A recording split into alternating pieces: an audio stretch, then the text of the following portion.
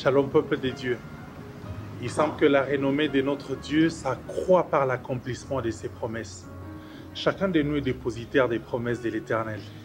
Le problème, c'est que ces promesses-là ne s'accomplissent pas, ne se réalisent pas en une fois. Qu'advient-il lorsqu'il nous est demandé d'attendre? 1 an, 2 ans, 3 ans, ça paraît un tout petit peu long. Mais lorsqu'il s'agit d'attendre 5 ans, 10, 15, 20 ans, ça commence à devenir compliqué.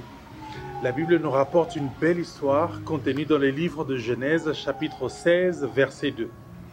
La promesse a tellement mis du temps à s'accomplir que Sarah a voulu donner un coup de pouce à Dieu, en demandant à son mari de coucher avec sa servante afin que celle-ci lui donne un fils.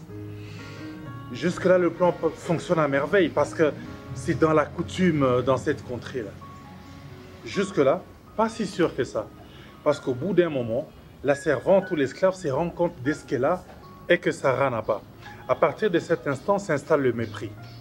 Et pourtant, au départ, Sarah était animée de bonne foi, elle était animée de bonne volonté. Mais les choses commencent à se gâter parce que Sarah vient interférer dans le plan des dieux où le Seigneur ne lui avait pas réservé ce rôle. Êtes-vous dépositaire d'une promesse?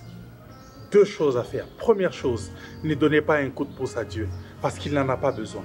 Et deuxième chose, même si cette promesse tarde à venir, attendez-la. Parce que quoi que vous fassiez, où que vous soyez, cette promesse s'accomplira. Et elle s'accomplira certainement. Soyez bénis.